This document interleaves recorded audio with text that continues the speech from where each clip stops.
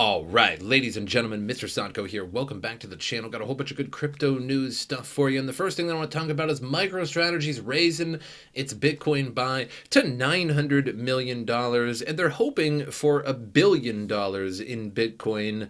As you know, yesterday I made a video and the main topic was not this, but an article that I was talking about within that video talked about MicroStrategy wanting to buy $600 million in additional Bitcoin using convertible notes. And today, but that FOMO, and I really get it, I think we all do, you just can't have enough Bitcoin. So now they're hoping to get $1 billion in Bitcoin. So following a Tuesday announcement that MicroStrategy would be planning to buy $600 million in Bitcoin, the business intelligence firm upped the ante by another $300 million. And they already owned something like 1.5 or 1.6 billion, something relatively equivalent to what Tesla has, and now they want to raise that by upwards of another $1 billion. MicroStrategy said on Wednesday it would be selling $900 million in convertible senior notes due in 2027 in a private offering to qualified institutional buyers.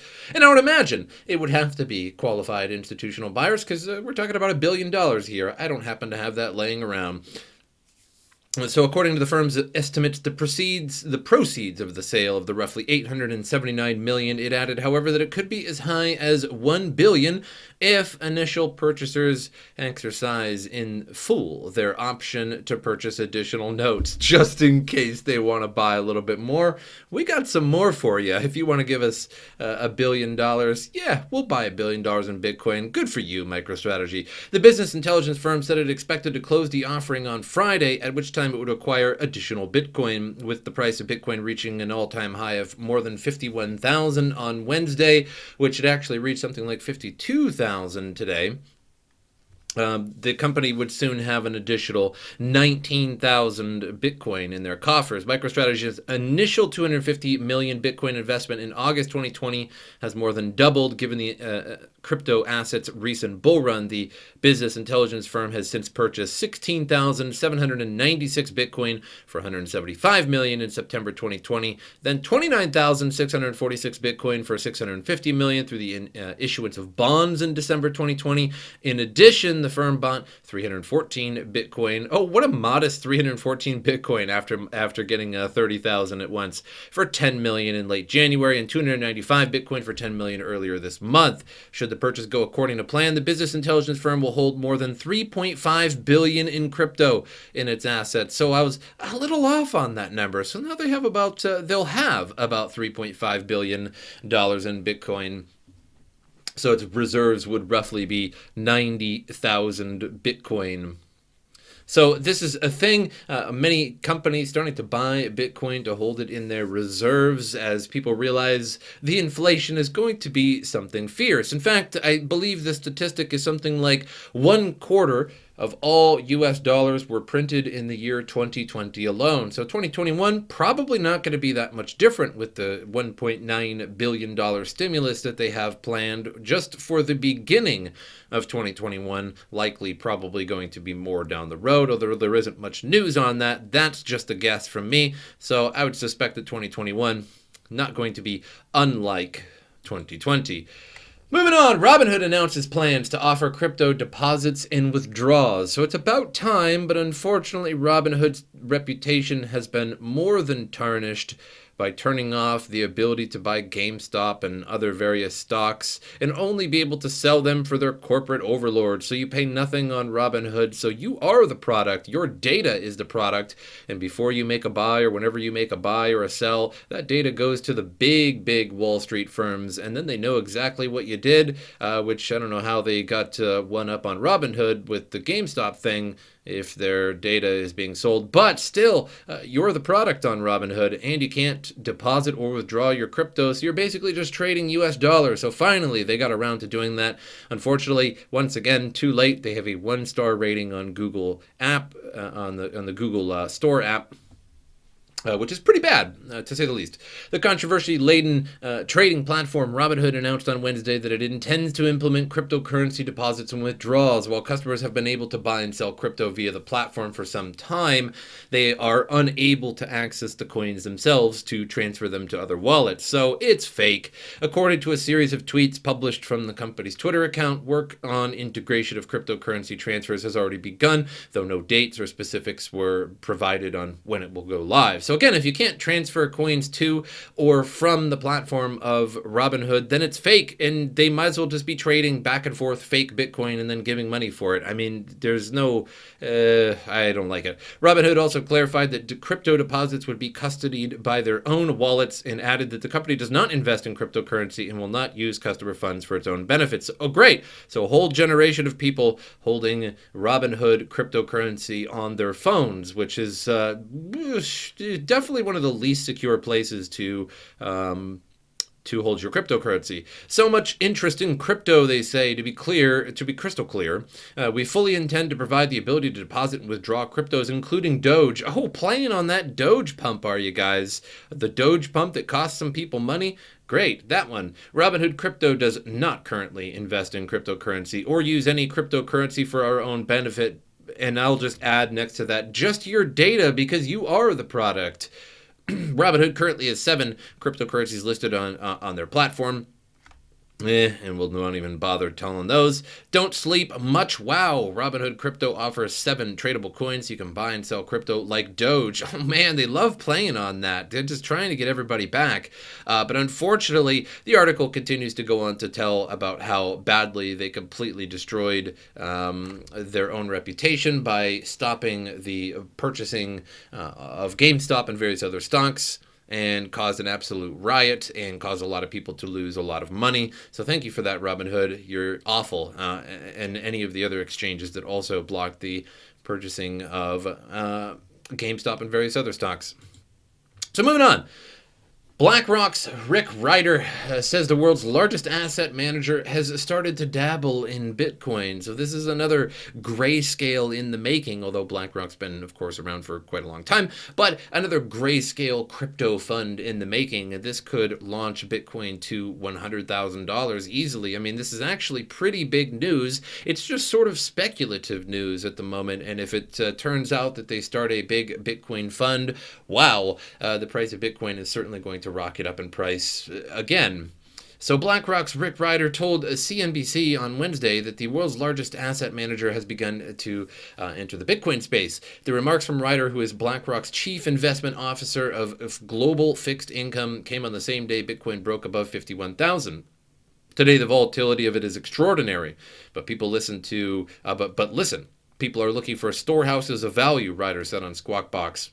People are looking for prices or places that could appreciate under the assumption that inflation moves higher and that debts are building. So we've started to dabble a bit into it. In January, BlackRock added Bitcoin futures as a potential investment for 2 of its funds. According to filings from the SEC Commission, the funds are BlackRock Strategic Income Opportunities and BlackRock's Global Allocation Fund. You probably could have just named them Bitcoin funds, but that doesn't sound Wall Street enough. Of course, they got to name them something else. A number of other financial institutions such as BNY Mellon, MasterCard have also made interest in the crypto space in the recent days.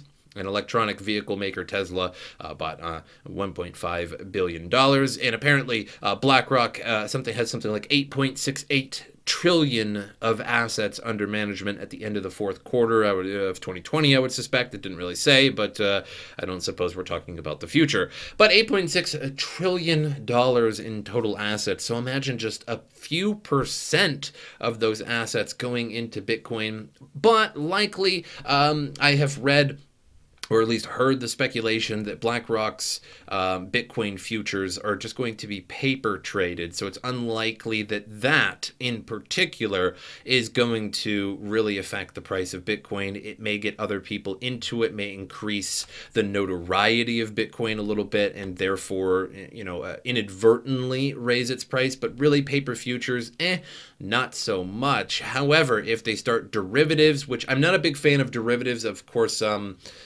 Grayscale does that where they have GBTC, so you're not really buying whole Bitcoins at once. If you buy one share of GBTC, it's an absolute fraction of a Bitcoin. So you're essentially buying Bitcoin, but not quite. You're buying derivatives of it. So it's likely that they would probably do derivatives of Bitcoin. However, that's still going to drive up the price. They would still have to have Bitcoin under management.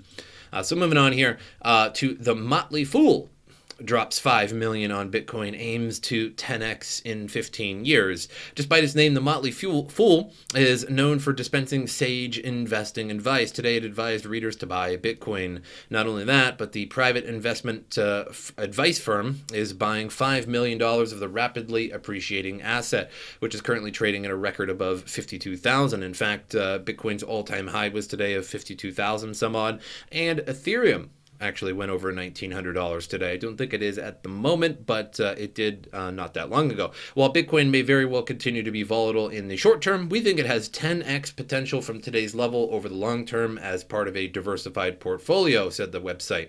We plan to hold this Bitcoin investment for many years. It mentioned 3 reasons for Bitcoin investment. First, it believes Bitcoin will eventually become a better store of value than gold. Second, if the price stabilizes, BTC can also be used as a medium of exchange. Last, the company sees it as a hedge against inflation. Unlike business intelligence firm MicroStrategy, which has pursued an aggressive buying Bitcoin strategy, the Motley Fool is not going all in on BTC. As part of its 10x campaign, so named because it focuses on investments that have the potential to produce 1,000% returns, it recommends holding 30 separate stocks for at least 5 years. With a diverse portfolio, the thinking goes, even if some assets don't pan out, the big winners will produce a big pump in return. Those who hold Bitcoin are surely hoping the Motley Fool is serious. So, hey, that's other good news. $5 million today. Not that much in Bitcoin, although if it was even just a few years back, it would certainly be a tremendous amount of Bitcoin. But still, a lot of people buying Bitcoin. It goes to show BlackRock, MicroStrategy, Tesla, Motley Fool. The list is starting to really, truly develop. I mean, this is on a weekly basis that I am making videos talking about a brand new company buying more, or a brand new company, or a company that already bought buying even more. So 2021, it's going to be a wild year for sure. I find it hard to believe that there's going to be a serious crash. I think we're long since past worrying about dipping below 20,000, maybe even past dipping below ever 30,000. Certainly there's going to be crashy years in the future. It's yet to be seen if Bitcoin can actually maintain its price or appreciate in a stock market crash. Bitcoin was born in 2009, and it happened to be the same year that the bull run of the stock market started. And we've been in that bull run effectively since 2009. The price, Dow Jones, S&P, etc., have really not dipped tremendously. It really only did when the coronavirus lockdown was announced. The Dow was at 29,000 at the time. It dipped to about 19,000 or 18,000, so a dip of 10 or 11,000, which was unprecedented. I mean, that number, the actual sheer value of that number dropping was absolutely tremendous. And Bitcoin dropped with it. Bitcoin went from 9 or 10,000 to something like 4, 5,000, 6,000 for a while there. So it was pretty clear that Bitcoin was semi-correlated to the stock market. And as the stock market is rising, Bitcoin is rising.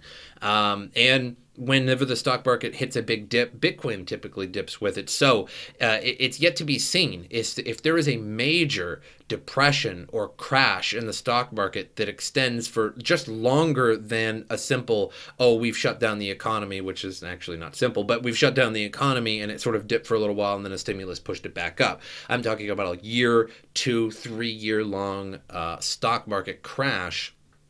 How will Bitcoin fare? Also, I think the only thing that can really dip Bitcoin, aside from a stock market crash, is something like serious, fuddy government intervention in terms of Bitcoin. So like policies against Bitcoin. Like if the United States was all of a sudden just like, oh no, you're not allowed to have Bitcoin exchanges or transact in Bitcoin, I think that would have a tremendous dip in the price of Bitcoin. I don't think it would go to zero or anything like that. Of course, certainly Bitcoin wouldn't die. But if governments around the world collectively tried to ban it, would it die? Absolutely not, because anybody running a node, it's just going to continue. There's going to be decentralized exchanges, or some country is going to allow the exchange and everybody will have to go to that. But we all have to admit that governments could do some serious damage to the price of Bitcoin should they just all of the sudden randomly, I don't even know why they would, but that's really the only few reasons that I would suspect that Bitcoin is going to crash right now. I mean, there is just tons and tons of FOMO right now. In sort of like 2018, if you go back to 2018 where Bitcoin was just going down and down and down and down, there just wasn't any good news. I remember making news all throughout 2018. I started this in 2017, and all throughout 2018, it was very difficult to find good cryptocurrency news. It was all negative. So there just wasn't anything to look forward to. There wasn't any cool PayPal picking it up. There wasn't any Grayscale picking up millions or billions of dollars at a time. There just wasn't any good news. And now every day there is a new company buying millions of dollars worth of it. Every day there's good news. So we're in a totally different environment now. But you could see Ethereum over $1,900. I think it reached a little bit above that. It was like 1950 or 1940 or something like that. So all-time high for Ethereum today, all-time high for Bitcoin today, and probably many other coins as well, but just focusing on Bitcoin and Ethereum. But that's all I have for you guys. Make sure you like, subscribe, share the video. That helps me out a lot. If also hit the notification bell as well. Sometimes YouTube does not give out notifications if you don't hit that bell. So keep up on that. And that's all I have for you guys. So as usual, I'll see you guys next time.